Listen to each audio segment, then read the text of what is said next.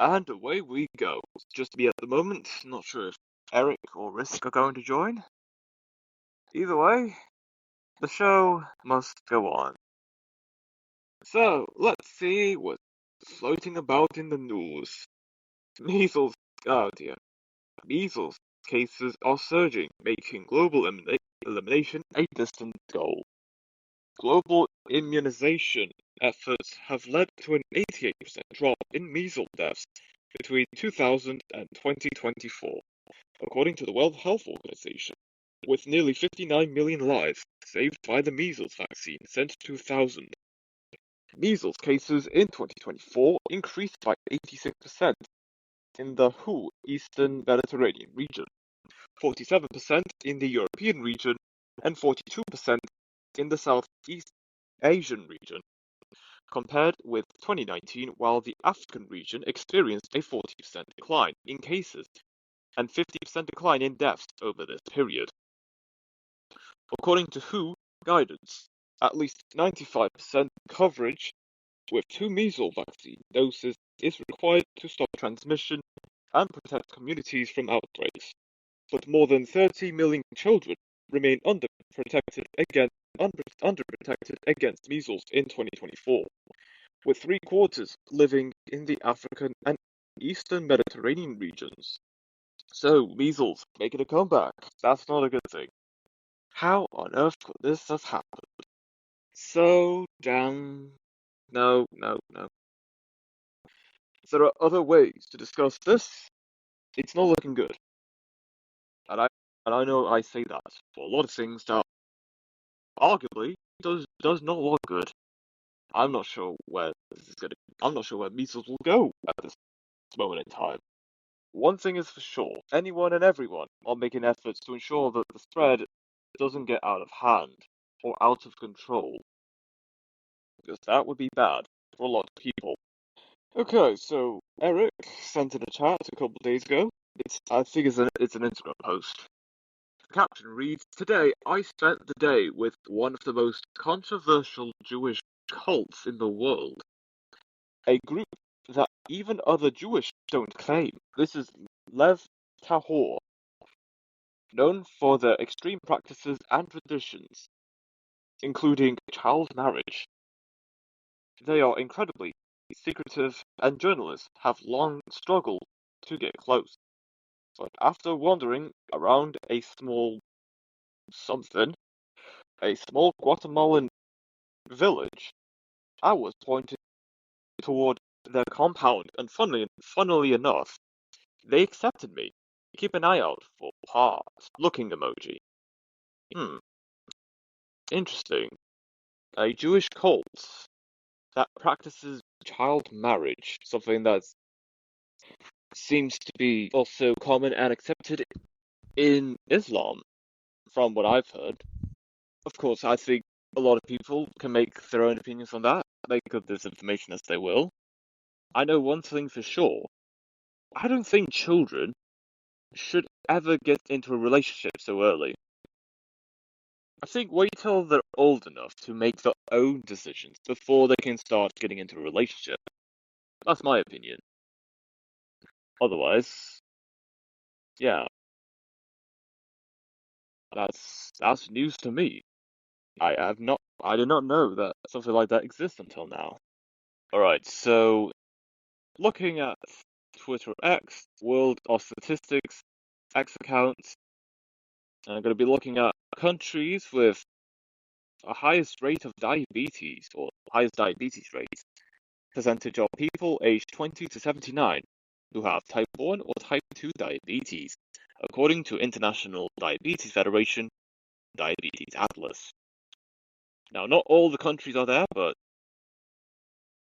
there's a handful of countries that most people would know the names of, so let's go on with it. So, number 186 is Nigeria, with 3.6% of 20 to 79-year-olds with either type 1 or type 2 diabetes. Number 183, Kenya at 4%. And then this is a massive jump with this post. Number 169, Ethiopia at 5%. Number 165, France, with 5.3%. And then number 162, Argentina, 5.4%. Number 153, Russia, 5.6%. 139, Vietnam, 6.1%. Number 135, New Zealand, at 6.2%. Number 132, the United Kingdom, at 6.3%. Number 129, Italy, at 6.4%. Number 127, Australia, also at 6.4%. Number 116 is Japan at 6.6%. Number 113, South Korea at 6.8%. Number 107, the Philippines at 7.1%. Number 96, Canada at 7.7%. Number 86, another leap, North Korea at 8.6%. Interesting, I didn't know. I didn't know people in North Korea had diabetes. Number 83, Nepal at 8.7%. Number 78, Brazil at 8.8%. Number 74, Portugal at 9.1%. Also at 9.1% at number 71 is Iran. Number 64, India at 9.6%. Number 63, Thailand at 9.7%. Number 60, Spain 10.3%. Number 57, China 10.6%. Also at 10.6% at number 56, Indonesia. Number 55, the United States at 10.7%. Also at 10.7% is Iraq at number 54. Number 53, South Africa at 10.8%. Number 48, Sri Lanka at 11.3%. Number 27, Bangladesh, 14.2%. Number 26, Turkey at 14.5%. Another leap, number 17, Mexico, 16.9%. Number 14, Saudi Arabia, 18.7%. Number 12, Malaysia, 19%. Number 10, Qatar, 19.5%. Number 8, Egypt, 20.9%. Number 2, Kuwait, 24.9%. And then finally, at number 1, Pakistan, with a diabetes rate of 30.8% of 20 to 79-year-olds with either type 1 or type 2 diabetes. Wow. Well, there you go. That's the list of some countries out there. I didn't think the US would be that low on the list. I thought it would have been a lot higher because, well, Americans don't have the best health standards, nor the best standards for food. Make of it as you will. I think a lot of people would say likewise. Certainly likewise. Now, I don't have diabetes, but I do know people who do have diabetes. And one thing I've witnessed from such people is that it's not stressful or a lot of work. However, it does take a particular level of focus to pay attention to your blood sugar levels in your body. Something that I've observed, and of course, and I'm not saying it's deadly, but of course, from what I've heard, I think there is a chance of people to be at some kind of health risk if anything goes wrong or someone accidentally consumes too much of particular foods that may affect their bodies in a negative way. I may not know much about diabetes, but I know enough people who have diabetes to get an understanding of what it's like for having to live with diabetes and the amount of care you need to provide for yourself, given what can happen to your body if you don't closely monitor what you consume and what goes around in your body and your system. And if for any reason, or if at any point there's a way to not just cure it, but at least a start to lessen the effects of diabetes, that would be great. I'd be all for that. The UK government proposes a no-gain, no-loss approach to crypto lending and liquidity pool arrangements, deferring capital gains tax until a true economic disposal. The proposal, supported by major industry players, aims to bring tax rules in line with how decentralized finance works, reducing administrative burden and tax outcomes that don't reflect economic reality. The government will continue consulting with industry players to fine-tune the rules, which could exclude tokenized real-world assets and traditional securities, and may require users to report high volumes of transactions. The UK government is working on a new tax framework that could give decentralized finance users a break. Under proposals published this week, HM Revenue and Customs signaled support for a no-gain, no-loss approach to crypto lending and liquidity pool arrangements. Under the current system, when a decentralized finance user deposits funds into a protocol, even if to monetize those funds or take out a loan against them, the move could be treated as a disposal and trigger capital gains tax. The move could defer capital gains tax until there is a true economic disposal. In practical terms, this could mean that users who deposit crypto into lending protocols or who contribute tokens to automated market makers will no longer be taxed at the point of deposit. Instead, tax would apply when they eventually sell or trade assets in a way that realizes a gain or loss.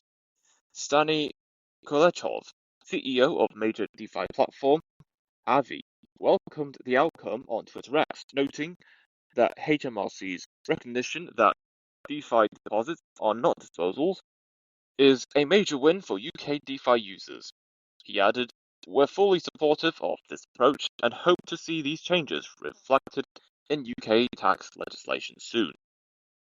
The proposal aims to bring tax rules in line with the way DeFi actually works, and would help reduce administrative burden and tax outcomes that do not reflect economic reality within the space. HMRC's new approach would also apply to complex multi-token arrangements used in decentralized protocols. In these cases, if users receive more tokens back than they deposited, the gain would be taxed. If they get fewer, it would be treated as a loss. Still, the model isn't final. The government continues to consult with tax professionals and DeFi developers to fine-tune the scope and mechanics of the rules. A total of 32 formal responses were submitted with input from major industry players like Aave, Binance, Deloitte, and Crypto UK. Most respondents supported a shift to NGNL, no gain, no loss, citing administrative burdens and uncertainty under the existing regime. Some warned that alternative models, such as treating every token movement as a taxable event or relying on repo-like rules, could increase complexity, especially for retail users. Others stressed the need for clear definitions and consistency with how other jurisdictions treat crypto assets. Well, I did say many episodes ago that there will come a point where national federal governments are going to work with decentralized finance and other platforms trading with cryptocurrencies. They're going to establish legislations and rules for taxation on the digital assets that people gain from such trades. And of course, in the blink of an eye, this is starting to look more likely to happen. This is getting close to reality in terms of this decentralized finance.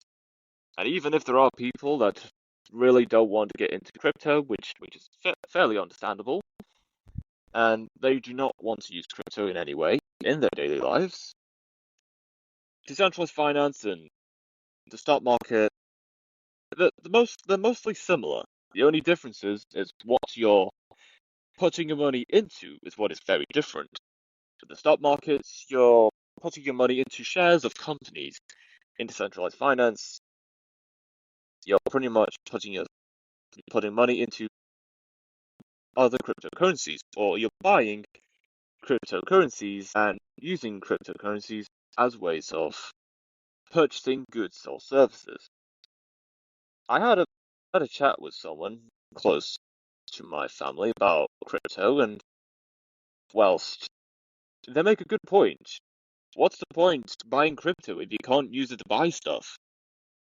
It's not a, and I don't think I answered. It's not about what's used for now. It's about what it will be used for in the future. And again, like I've said many episodes ago, there is a rise in crypto usage amongst people around the world. And it will come to a point where cryptocurrencies will be used as a form of monetary tender. That you can use such crypto is looking up for crypto, and it will continue to rise. Wherever people stand, it's going to happen. And I'm all for that. The rise is inevitable. It sure is. 10 climate activists of the last generation have to pay around €400,000 in damages because of an airport blockade in Hamburg in July 2023. In addition, they must pay approximately €700,000 in legal costs, as ruled by the Hamburg Regional Court. The total value of the case thus amounts to €1.1 million. The activists are liable, among other things, passenger compensation and lost profits of the airlines. According to media reports, 57 flights were cancelled at the time. The court emphasized that while the action served a goal indispensable for the continued existence of human society in its current form, the activists have simultaneously acted in a conscious transgression of criminal law. The airline Eurowings had filed the lawsuit on behalf of the Lufthansa Group. The verdict is not yet legally binding. The last generation repeatedly blocked roads and airports, especially in 2022 and 2023, to achieve more climate protection measures. I'm going to be absolutely blunt with this. Blocking traffic and airport runways is not a good solution or measure to tackle climate change. I'm not going to stop people with pushing climate change or speak about climate change or global warming. However, if you're going to spread awareness or spread a message to people, at least spread a message that is true to its message. And in my opinion, blocking roads and runways is not as true to the message people think it is. If anything, it's actually more harmful to the environment if you're holding up traffic. Because if you have traffic being held up, still having the engines running, that's plethora of greenhouse gases that's still going into the air. Say, and airplanes is no different either. They use a different kind of fuel, which I'm not sure if it's worse or better than fuel for cars or lorries. Yeah, they use fuel. They emit some kind of gas which, if too much collides with carbon dioxide, is going to be harmful for us humans to breathe. This is one of the few concerns I have about climate change.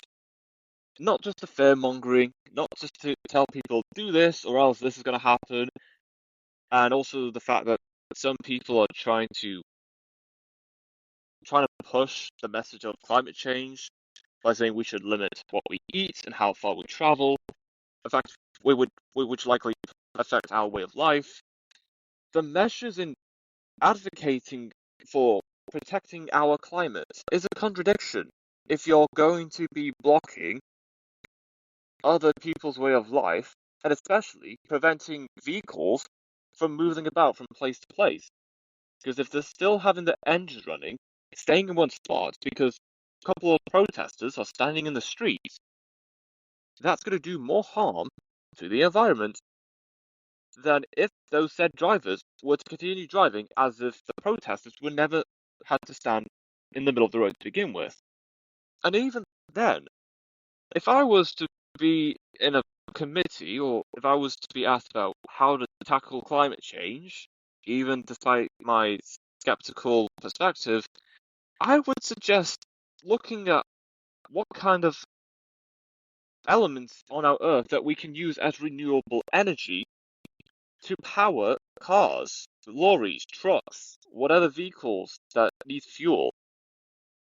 I've heard so much about hydrogen. Well, people have arguments about how you're going to store hydrogen and how are you going to stabilize the elements of hydrogen. If it's done correctly, I think I would prefer if vehicles were hydrogen powered than to run on electric batteries. Whilst electricity is renewable, my concerns with electric vehicles is the components and the contents of the battery itself. Essentially, especially if they're lithium-ion batteries, and a problem arises from the electric batteries, they could either A, catch on fire, causing the whole EV to burn, and everyone has to evacuate the vehicle, or B, something in the battery, allegedly, starts to leak. I don't think batteries should do that, but if any of the components in the electric battery were to spur out somehow onto any firm or soft vegetation, I think that will be harmful to the grass and the trees surrounding it. That's just my thoughts on EVs. EVs alone, not a good idea. EVs plus petrol power, yeah, I can live by that. Especially if the battery is self-rechargeable. Or better yet, hydrogen and electric powered vehicles hybrid. Now I'd go for that kind of vehicle. Now, of course, I know there's a lot of people that'll be a lot more skeptical in climate change than I am, saying we shouldn't buy electric vehicles, forget hydrogen power. We should still continue using fossil fuels and petrol to power our vehicles. You know what? Fair enough, I agree. I don't see any problem with the vehicles we have now. But of course, if people are wanting to combat issues surrounding our climate or our environment, honestly, I think there's a lot. I think that there should be a lot more research looking into this. Because whilst there is research done in preserving our environment, most of that information is overshadowed by protests and activists saying we should protect our environment, yet doing actions that go pretty much against everything about protecting our environment and combating climate change. I try to balance things out. However, how I'm seeing things right now with climate and environment stuff, it's kind of messy. It's really messy. And I know a lot of people who are likely to be on the anti-climate change movements would also go strongly against advocating for electric vehicles, hydrogen-powered vehicles, and just, I don't know what else. However, for me, it's complicated. I know for sure that there are people talking about climate change, asking us to do this and do that, and giving predictions of how how our planet would look like if we don't take action now.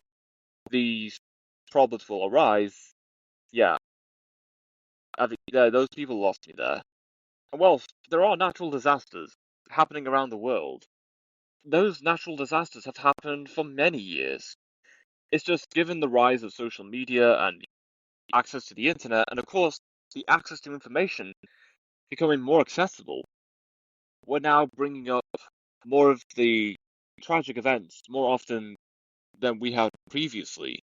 And given how much negativity that's been spread about, it's probably likely that it will come to a point that people, whether it be reporters or people just trying to look up what's going on in the world, they would want to either look for or maybe set up news outlets that highlight positive news, which I think I subscribe to a news channel on YouTube that showcases positive news. I just can't seem to find it right now. However, it's not all bad in the world. You just gotta find the positives. Like, even if there are positive news, there's always going to be lots of negatives because that sells and gets more attention than anything positive in the slightest. However, even in the worst of moments, there's always something to look positive in. Not to hide our shame or hide our problems or struggles, but we're trying to move forward in the best way possible. Okay, religions by share of world population, again by World of Statistics on Twitter X. The source is Gordon Conwell Theological Seminary, Pew Research Center, PBS. Here are the top 10 religions by world population share. Number 10, Judaism, at 0.18%. I'm actually not that surprised. Not it's an issue, it's just, other than Israel, being the majority,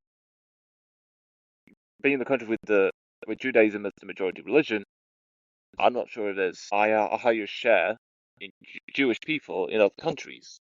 That's just me. Number 9, Sikhism, 0.36%. Number 8, Others, at 1.41%. Number 7, Ethno-religious, 2.62%. Number 6, Chinese folk religion, at 4.01%. Number 4, Hinduism, 14.14%. Number 3, non-religious, 17.05%. Number 2, Islam, 24.49%. Makes sense. And finally, at number 1, Christianity, at 29.61%. Well, if Eric's on here right now, he would say, come to Christ. Follow the ways of Jesus. And I just, how can you argue with that? That's just me. When it comes to anything in the world, it is important that we do question not just what goes on in our world, but also what we currently believe in. Not just for the sake of trying to convince people to join a particular religion, or it is important that we are open, honest, transparent, and we can discuss sensitive topics to the best of our abilities. That will not always be the case. There is no harm in trying. You'll never know if you don't try. Elton John gives health update on his vision loss, says he's not giving up hope. On Tuesday, Sir Elton John, 78-year-old singer, told Variety he isn't giving up hope after losing sight in his right eye following an infection last year. The problem began in July 2024 when Elton John developed an aggressive eye infection in France that damaged his right retina and made the last 15 months challenging. Furnish says medical teams have produced some improvement in John's left eye, and John uses an iPad and FaceTime to stay connected with friends like Paul McCartney while continuing new album recording activity. He says the condition has been devastating as John hasn't been able to see, watch, or read, and missing Zachary, 14, and Elijah, 12. Playing has been stressful despite family support. Looking ahead, John is scheduled to headline Rock in Rio next September as Furnish highlights. We're continuing to explore and getting a lot of outreach from a lot of doctors who want to help and support. I hope Elton John recovers in his vision loss, even if things aren't looking good for him at the moment. Anything is possible, and I hope his vision does recover for the best. Data centers powering the AI boom are pitting states against each other. Just before her victory this fall, New Jersey Governor-elect Mickey Sherrill jabbed at nearby Virginia, which also had a governor's race over its booming data center market. Right now, we need to produce power here in our state because Virginia has 1 million data centers which are sucking all the power out of our market. Sherrill said at one debate. We need to produce here, lower costs here, and stop putting the cost of the ratepayers of New Jersey. A CNN reporter read Sherrill's quote just before the November 4th election to Virginia Governor-elect Abigail Spanberger. Sherrill and Spanberger are longtime friends and former roommates. Mickey, Spanberger responded, Go ahead, we'll take the revenue. While Spanberger and others have celebrated the economic benefits of data centers, the incoming governor also noted in a victory speech that tech corporations would have to develop sustainably and cover their costs, with energy bills spiking across the region. Democrats campaigning on affordability are confronting the demands created by data centers that create jobs, often in areas that have long needed them, but that also suck up power. And the issue is converging with a National Party debate about how to embrace economic development and growth, the abundance mindset. Officials and candidates across the country are lamenting rising power bills, water usage, and the potential climate impact of the AI boom. But they're hard pressed to turn down job creating investments that could go to their neighbors instead, a tension that's felt beyond the East Coast. We are, by the nature of the grid, connected to our neighboring states, said Raul Torres, the Democratic Attorney General in New Mexico.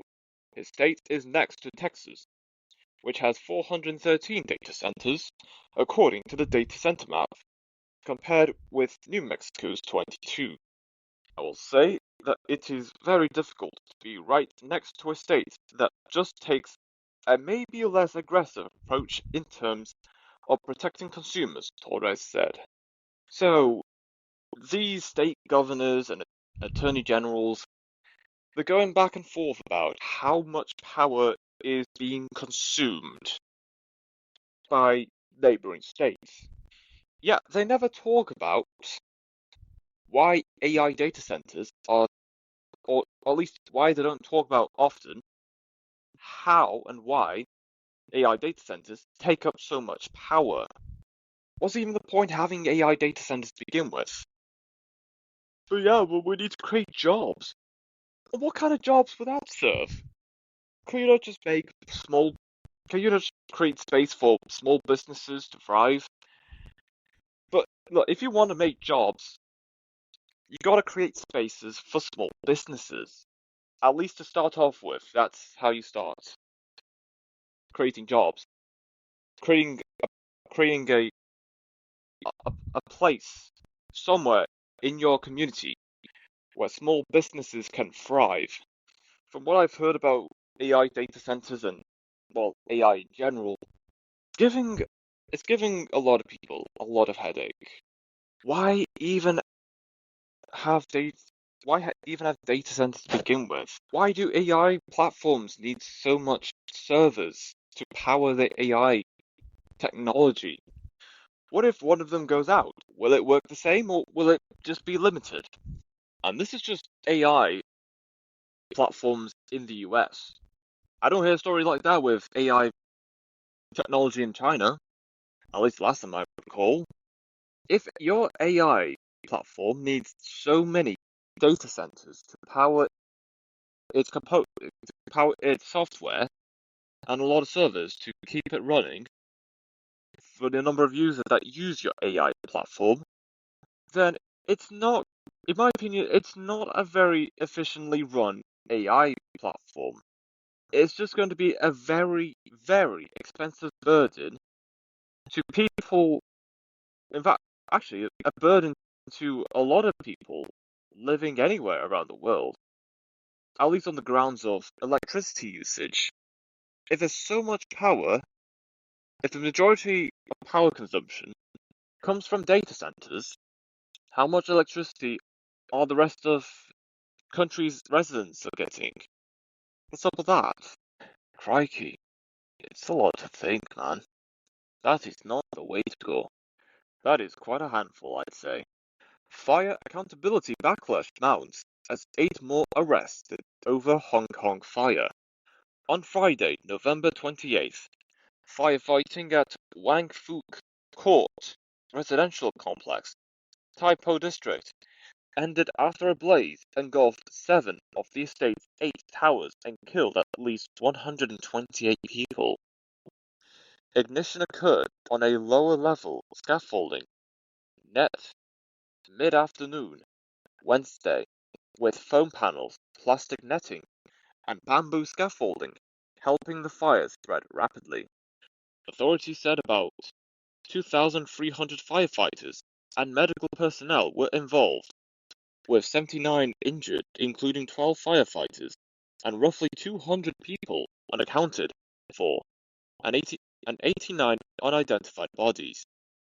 Police on Friday moved to arrest 7 men and 1 woman connected to the renovation on suspicion of manslaughter, while the Independent Commission Against Corruption searched offices, and Hong Kong leader John Lee announced a $54 million support fund. Officials and experts say oversight and past complaints must be reviewed as the Hong Kong government plan to speed a transition from bamboo scaffolding amid calls for unions and safety experts for tougher fireproofing laws. Well, firstly, rest in peace to the 128 Hong Kong residents that have lived or resided in the Wang Fu Core residential complex. I send my deepest condolences to their friends and family, to their many friends and family. It's devastating. It really is. Secondly, this is like Grenfell all over again. I remember the last time something like this happened, and wow, people are absolutely shocked. And as the years go by after Grenfell happened, lots of findings that the materials that's been used to build the apartment blocks, the Grenfell apartment blocks, yeah, they're not up to code. They're not health and safety standard friendly. And what's happening in Hong Kong is no different. This is what happens when you try to cut costs on construction of new apartments and residential complexes. Even the tiniest mishap is going to have a massive domino effect and will end many, many lives. And whilst I understand that Hong Kong is very densely populated and there isn't much space to build residential places for people living in Hong Kong, but to cut costs and using materials that are very, very hazardous, that is terrible. Again, whilst expensive to build residentials and there's limited space to build such new residences, don't make it at the cost of other people's safety. and health, but mostly their safety. Because, like we've seen quite recently, a flame set ablaze, burning who knows how many floors in the apartment complex in the Tai Po district, the Wang Fu Court residential complex. You will find out the hard way. For anyone lives there, they will get a rude awakening. So many ways I could go about this. Can't put too much blame on the residents of the Wang Fu Court residential complex. But of course, it's important that you understand how your home is being built. If you don't know how your home is being built, how can you be sure you will be safe amid disaster striking within your own home or nearby from other neighbors? It's madness. Come on, guys. But again, to the 128 people who've lost their lives in that fire, I send my condolences to their friends and family. Rest in peace indeed. And I think that's us for this episode.